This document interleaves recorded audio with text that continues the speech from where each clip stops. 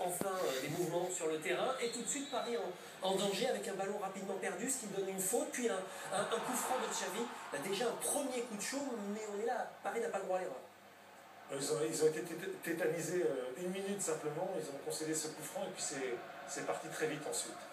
Heureusement, le PSG derrière a prouvé qu'il avait de l'envie, surtout des capacités à se mettre en position dangereuse, c'est le cas de la Betis. Tout a fonctionné, défensivement ils ont été costauds, au milieu ils ont trouvé les bons relais et leur quatuor offensif a très bien fonctionné. Avec les contres de la Betis, là il conduit mal son ballon, c'est une belle opportunité de rater. Ça veut dire qu'il y avait de l'espace dès les premières minutes en fait. Oui, ils auraient pu profiter de la fébrilité côté barcelonais, parce que c'est pas le meilleur Barcelone ce soir. Alors on peut penser que c'est le PSG qui les rend comme ça, mais vraiment sur ce que l'on a vu, il y a de la place pour passer.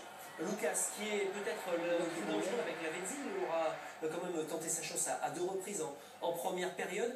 L'idée est là, manque finalement quoi? La précision, la puissance. Oui, et puis le PSG tombe sur un gardien de nouveau excellent. Je disais au match aller que Valdés est clairement devenu un point fort du côté de Barcelone. Sirigu a eu moins de travail, en tout cas moins d'arrêt à faire, mais quand même heureusement que l'Italien est présent sur ce débordement de Pedro.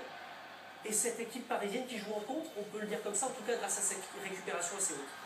Qui joue en contre, qui joue en tout cas de façon intelligente dans le dos des défenseurs. On sait que c'est parfois une difficulté du côté de Barcelone.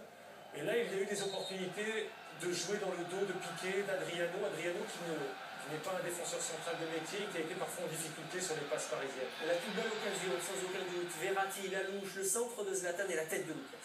Oui, mais le déplacement latéral de Valdés sur la ligne. Valdés qui a été très bon, très actif derrière sa défense et permet à Barcelone de rester qualifié pour le moment. C'est le quatrième arrêt à ce moment-là du gardien espagnol.